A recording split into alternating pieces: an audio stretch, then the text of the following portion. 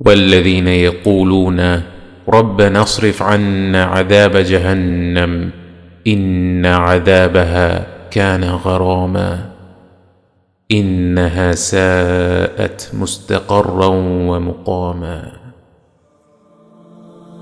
আমি সাক্ষ্য দিচ্ছি আল্লাহ ছাড়া কোনো মাবুদ নেই এবং মুহাম্মদ সাল্লাল্লাহু আলাইহি ওয়াসাল্লাম তাঁরই রাসূল।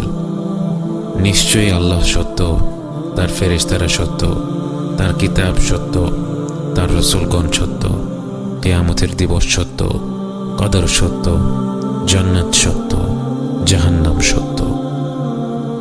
জাহান্নাম সেই নাম যা থেকে আমরা যতটুকু সম্ভব দূরে থাকতে চাই, যে নাম শুনলেই আমরা তা মস্তিষ্ক থেকে দূরে ঠেলে দিতে চাই। জাহান্নামী হওয়া তো দূরের কথা, আমরা এই নিয়ে চিন্তাও করতে চাই না। কিন্তু জাহান্নাম সত্য এবং আল্লাহ আমাদেরকে এর ব্যাপারে সতর্ক করেছেন।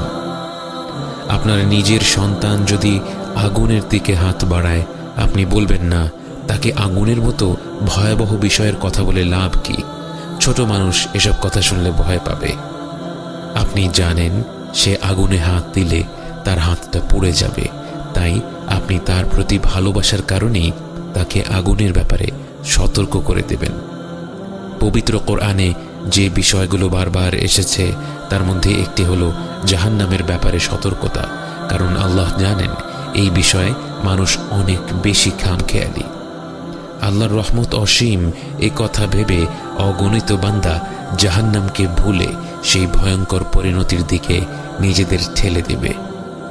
আল্লাহ জাহান্নামকে সৃষ্টি করেছেন অবিশ্বাসী মুনাফিক বান্দাদের জন্য এবং এমন সব বিশ্বাসীদের জন্য যারা অনেক বেশি পাপ অর্জন করেছে। জাহান্নামের আছে এক অতোষণীয় ক্ষুধা। সূরা কফে আল্লাহ সুবহানাহু ওয়া তাআলা বলেন, একদিন আল্লাহ জাহান্নামকে জিজ্ঞেস করবেন, তোমার পেট কি ভরেছে? জাহান্নাম বলবে, হাল মিন মাজিদ, আরো কিছু আছে কি? রাসূল সাল্লাল্লাহু আলাইহি ওয়াসাল্লাম বলেন, জাহান্নামের প্রান্ত থেকে এর ভেতর একটি পাথর ফেলে দিলে সেই পাথর 70 বছর ধরে পড়তে থাকলেও এর তলায় পৌঁছবে না। জাহান্নামের আছে অনেকগুলো স্তর, যে যত নিচের স্তরে থাকবে তার শাস্তি তত বেশি কঠিন। সহিহ মুসলিমের হাদিসে এসেছে, রাসূল সাল্লাল্লাহু আলাইহি ওয়াসাল্লাম বলেন, তার চাচা আবু তালেব জাহান্নামের বাসিন্দাদের মধ্যে সবচেয়ে হালকা শাস্তি পাবেন। এই হালকা শাস্তি হলো তাকে আগুনের এক জোড়া জুতো পরিয়ে দেওয়া হবে, যার তাপের কারণে তার মস্তিষ্ক ফুটতে থাকবে। আল্লাহ যেন আমাদেরকে জাহান্নাম থেকে রেহাই দেন। আল্লাহ যেন আমাদের পরিবার পরিজনদেরকে জাহান্নাম থেকে রেহাই দেন। জাহান্নামের সবচেয়ে নিম্ন স্তরের জায়গা হবে মুনাফিকদের এবং তারা ভোগ করবে সবচেয়ে ভয়াবহ শাস্তিগুলো।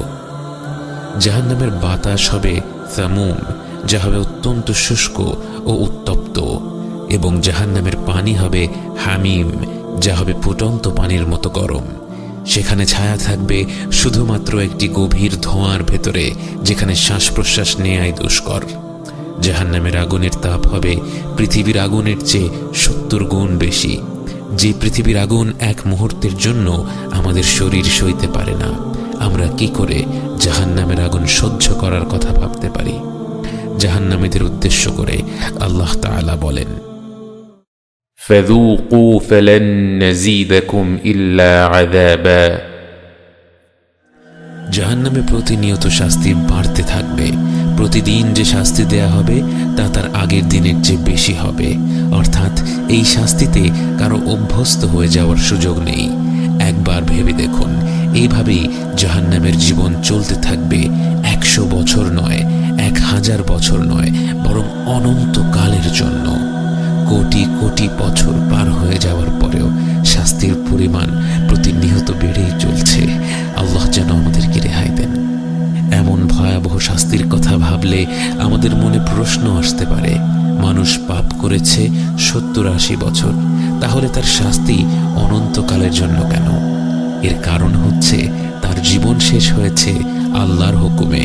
তাকে যদি অনন্তকাল বেঁচে থাকার সুযোগ দেয়া হতো, সে অনন্তকাল আল্লাহর অমান্য করে যেত, সে অনন্তকাল অন্যের হক নষ্ট করে যেত, সে অনন্তকাল অবিচার করে যেত। তাই আল্লাহ সূরা নাবাতে বলেন, জাযাআন ওয়িফাকা, এটাই উপযুক্ত প্রতিফল, এটাই উপযুক্ত শাস্তি। এই শাস্তির বর্ণনা শুনে মনে হতে পারে শাস্তিটা কি বড় বেশি কঠোর নয়?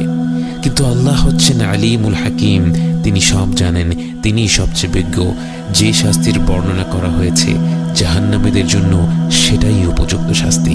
তাদের যদি এর চেয়ে অনুপরিমাণও কম শাস্তি প্রাপ্য হতো, আল্লাহ তাদেরকে ততটুকুই শাস্তি দিতেন। আল্লাহ যেন আমাদের সকল প্রকার শাস্তি থেকে বাঁচিয়ে রাখেন এবং আমাদেরকে হিসাব ছাড়া জান্নাতে প্রবেশ করার অনুমতি দেন।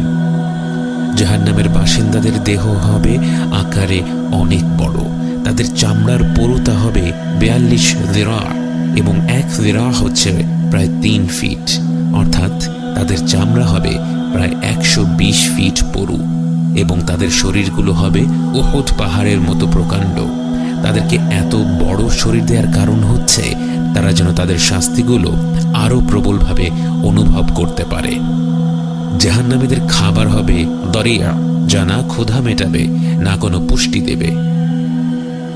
এছাড়া জাহান্নামীদের জন্য থাকবে যাকুম নামের এক গাছের ফল, যা খাওয়ার পর গলিত পিতলের মতো তাদের নাড়ি ভুঁড়ি পুড়িয়ে দেবে। এবং তাদের পানীয় হবে হামিম, যা হচ্ছে ফুটন্ত পানি, যা পান করার পর তাদের তৃষ্ণা কমবে না বরং বৃদ্ধি পাবে। এবং গসাক, যা হচ্ছে জাহান্নামীদের পোড়া মাংস থেকে বের হওয়া তরল বস্তু। আল্লাহ আমাদের উপর রহম করুন, আল্লাহ আমাদের জাহান্নাম থেকে রক্ষা করুন। যারা দুনিয়াতে মদ্য পান করেছে তাদেরকে জাহান্নামে পান করানো হবে তিনাতুল খাবাল, যা হচ্ছে জাহান্নামীদের গা থেকে বেরিয়ে আসা পুজ এবং ঘামের মিশ্রণ। আমাদের মধ্যে যারা মদ্য পান করেছি তারা যেন প্রত্যেকে তা থেকে তওবা করে ফিরে আসতে পারে। এসব খাদ্য এবং পানীয় বিদঘটে এতটা কষ্টদায়ক হওয়া সত্ত্বেও জাহান্নামীরা এগুলো খাবে এবং পান করবে। তাহলে ভেবে দেখুন তাদের অবস্থা কতটা ভয়াবহ হবে। জাহান্নামীদের কাপড় হবে আগুনের তৈরি এবং গলিত তামার তৈরি। মুসলিম শরীফে বর্ণিত হাদিসে এসেছে, আল্লাহ জাহান্নামের সবচেয়ে কম শাস্তি পাওয়া ব্যক্তিকে উদ্দেশ্য করে বলবেন, তোমার কাছে যদি গোটা পৃথিবীর সমান ধন সম্পদ থাকতো, তুমি কি জাহান্নাম থেকে রেহাই পাওয়ার জন্য তা দিয়ে দিতে? সে বলবে হ্যাঁ। আল্লাহ তখন তাকে বলবেন, আমি তো তোমার কাছ থেকে এর চেয়ে আরো অনেক অল্প কিছু চেয়েছিলাম। আজকে আমরা পৃথিবী ভর্তি সম্পদের জন্য নয়, বরং অল্প কিছু টাকা পয়সার জন্য আমাদের দিনকে ভুলে যাই। আল্লাহ যেন আমাদের হেফাজত করেন। যারাই এক আল্লাহকে বিশ্বাস করেছে, তার সাথে শিরক করেনি, তারা এক পর্যায়ে জাহান্নাম থেকে মুক্তি পাবে। প্রত্যেক ব্যক্তি যার পাপ ক্ষমা করে দেয়া হয়নি সেই পাপের জন্য সাজা পাবে। কোনো কোনো পাপ আল্লাহ সরাসরি ক্ষমা করে দেন, কোনো কোনো পাপের শাস্তি আমাদের পৃথিবীতেই পেতে হয় এবং সেটাই হচ্ছে সবচেয়ে হালকা শাস্তি, যদিও দুনিয়ার জীবনে তা আমাদের কাছে অসহনীয় মনে হয়। যাদের পাপ এত বেশি যে আল্লাহর মাগফিরাত এবং পৃথিবীর শাস্তি দিয়েও সেগুলো মুছে যায়নি, তারা কবরের আযাব পাবে। কবরের আযাবের মাধ্যমেও যাদের সব পাপ মুছে যায়নি, তারা জাহান্নামের আযাব পাবে এবং সেখানে কতদিন তাদের থাকতে হবে তা নির্ভর করবে তাদের পাপের উপর। কিন্তু নিঃসন্দেহে জাহান্নাম এমন একটি জায়গা যেখানে 1 মিনিটের জন্য থাকাও আমাদের পক্ষে সম্ভব নয়। সহিহ মুসলিমের হাদিসে বর্ণিত আছে, আল্লাহ রাসূল সাল্লাল্লাহু আলাইহি ওয়াসাল্লাম বলেন, জাহান্নামীদের এমন একজন ব্যক্তিকে কিয়ামতের দিবসের সামনে আনা হবে যে দুনিয়ার জীবনে সবচেয়ে বেশি বিলাসিতার জীবন কাটিয়েছিল। তাকে শুধু একটি বার জাহান্নামে ডুবিয়ে আবার উঠিয়ে ফেলা হবে এবং তাকে প্রশ্ন করা হবে, হে আদম সন্তান, তুমি কি কখনো কোনো আরাম উপভোগ করেছ? জীবনে কি কোনো ধরনের বিলাসিতার স্বাদ পেয়েছ?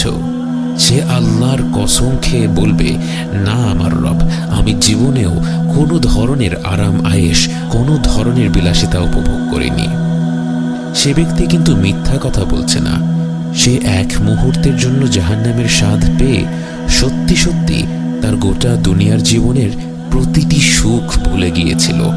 ভেবে দেখুন, যেই জাহান্নামে প্রবেশ করার সাথে সাথে আমরা জীবনের যত সুখ অনুভব করেছিলাম সব ভুলে যাব, সেই সুখগুলোর জন্য কি জাহান্নাম ক্রয় করে নেওয়া একজন জ্ঞানী ব্যক্তির কাজ হতে পারে? বাস্তবে অনেকে বলেন, আমি এক আল্লাহকে বিশ্বাস করলে তো জান্নাতে যাবই, হয়তো কিছুদিন জাহান্নামে কাটাবো, এই যা। এটা যে কত ভয়াবহ একটা ভাবনা, এটা জাহান্নামের বাস্তবতা সম্পর্কে না জানলে বোঝা সম্ভব না। আমাদের প্রত্যেককে জাহান্নামের ব্যাপারে সতর্ক করা হয়েছে। কোরআনে বারবার এ ব্যাপারে সতর্ক বাণী এসেছে। আমরা যেন এ থেকে পুরোপুরি দূরে সরে থাকার লক্ষ্য মাথায় রেখে কাজ করি। আমরা যেন প্রতিদিন এই ভয়ঙ্কর জায়গাটাকে স্মরণ করে নিজেদের জীবনটাকে গুছিয়ে নেই এবং আল্লাহর কাছে ক্ষমা চাই। আল্লাহ যেন আমাদের অন্তরগুলো খুলে দেন, তার পবিত্র সতর্কবাণী শোনার এবং বোঝার তৌফিক দেন, জাহান্নাম থেকে আমাদের চিরকালের জন্য দূরে সরিয়ে নেন এবং হিসেব ছাড়া জান্নাতে প্রবেশ করার তৌফিক দান করেন।